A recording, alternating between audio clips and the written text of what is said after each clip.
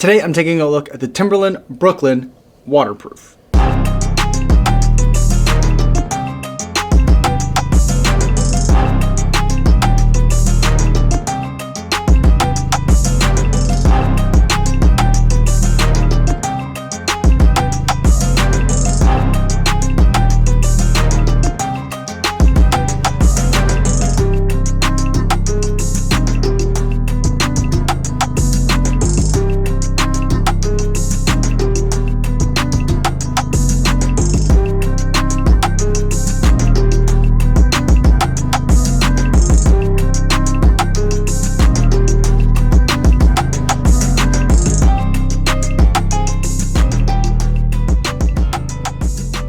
So I've had the Timberland Brooklyn Waterproof for a couple of days now, wearing it around the city for the kind of normal things that I do here in Chicago. And I've been very much enjoying this shoe as a casual shoe. Now, for those of you who are new to this channel, this is normally a channel that I review mostly running stuff, running shoes, running apparel, running gear. But as a runner, I still sometimes need a casual shoe as well. A lot of times I'm kind of just walking around in my older running shoes, or a lot of times these days, especially in the winter, I run commute to and from work, and so I'll just be in my regular running shoes as well. But there are times like on the weekends or other times when the weather is not that nice, like it can get pretty nasty here in Chicago in the wintertime, where I might want to have something else other than my running shoes on. What I normally use to handle the winter is two different kinds of boots. So for when it's really absolutely nasty out, I have a pair of Columbia hiking boots, super thick midsole and outsole, lots of grip, and upper goes all the way up really far past the ankle, and there's just tons of laces, and they're great. Whenever I go play in the snow, whenever I go hiking, those are the boots that I will put on. But they're really hard to take on and off, and they're really clunky and really chunky, and they don't really look all that nice. So not usually my favorite pair of shoes to put on. Like, let's say if I'm walking to the grocery store, gonna walk the dog real quick, something where I don't think I'm gonna be outside for a couple hours at a time. It's not really, it just never feels like it's worth the effort. On the other end of the spectrum, I've got a pair of native duck boots that are great. EVA midsole and outsole. You're walking right on the exposed foam.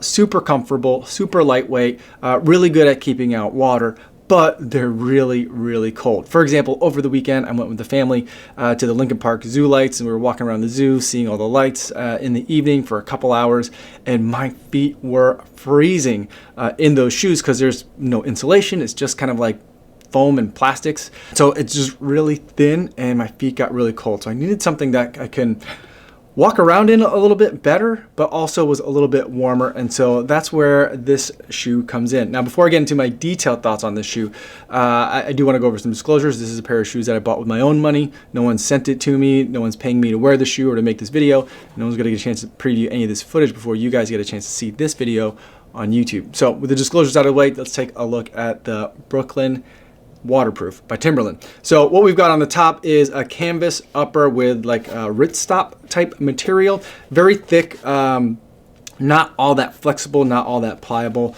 but it also has what Timberland calls its timber dry waterproof membranes built into it. And so I tried to do a little bit of research into what timber dry actually is, and at least according to the Timberland Singapore website, it is a material that is waterproof but is also made out of 50% recycled plastic. So if that fact is accurate, I think that's pretty awesome. On the midsole, we've got what Timberland calls its Aero Core. Again, a product that I tried to do a little bit of digging into what exactly that is.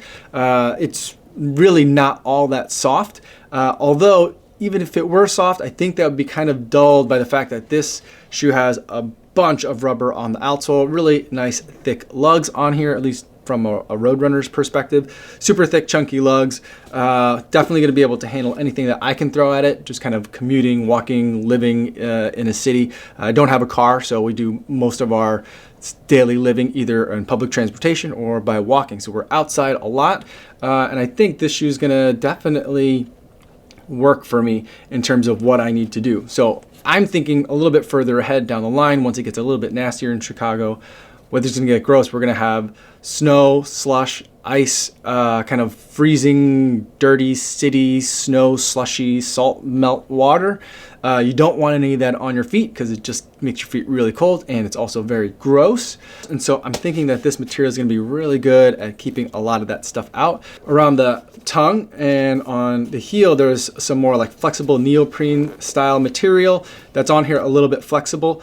What I have noticed is that this part right here is curling up a little bit too much, and it's kind of digging into the front of my foot or of my ankle there. I think that's going to go away after some time once it kind of like the materials get a chance to like adapt to my feet. But just in terms of the first several days of use, that has been kind of a pain point for me, so not great. Plenty of pull tabs, one on the heel and one on the tongue, which are nice because for me and my casual shoes, what I love to be able to do is just tie them once and then just slip them on and off from that point on. And that's definitely something I've been able to do with this shoe, so I'm not really going to be tying and untying it. The other thing that I look for in a casual shoe as a runner, my toes are usually a little bit beat up. I've never really had a toenail fall off. I know a lot of runners do, but I've never had that happen. But I usually have one toenail, at least one, that is a little bit tender. And so for my casual shoes, I don't really, well, I like them to look more like running shoes because that's my style that I like. I don't want them to be too tight in the toe box. And I went my regular size 9 in this shoe. There's plenty of room in here for even with, if I have a tender toenail or a tender toe, I can get it in the shoe and it fits really comfortably and it's not too squeezed. A casual shoe that gave me a real big problem with that, for example, is the Nike Air Max 720. I had that shoe earlier this year, like spring and into the summer, and just putting on that shoe, it just felt like I was putting on a shoe that was tighter than even a lot of my running shoes, at least in the toe box area. So I like that shoe, but I just didn't like it as a casual shoe because it wasn't more comfortable than any of my running shoes. This isn't more comfortable than any of my running shoes, although I was late picking up the kids the other day and I did have to run several blocks to try to make it on time. So I have run in this shoe. It's not a running shoe, but ultimately it's pretty comfortable. Even though, as I mentioned earlier, this midsole, not really all that soft, but walking with this shoe, it kind of rolls. There isn't like a meta rocker in here if any of you are familiar with Hoka's, but it just feels like it's flexible enough that I can walk smoothly. For example, in contrast to my Columbia hiking boots, those feel like I'm kind of walking in like a ski boot. So it feels like there's a boot, it's very firmly on my foot and ankle, and that's the shape it's gonna be in. And so there's no like give, there's no like fluidity to it. This has a little bit more fluidity to it. So in terms of the longer walking that I do, I probably end up walking a couple miles a day with my commutes, just walking around, walking the dog, all that kind of stuff. So I'm putting in some miles on my casual shoes, and I think this is going to be really nice. I'm really looking forward to it.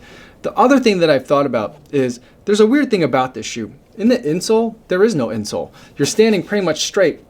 I mean, I think there's an insole, but it's sewn right on in a way that looks and feels like you're standing right on the stroller board.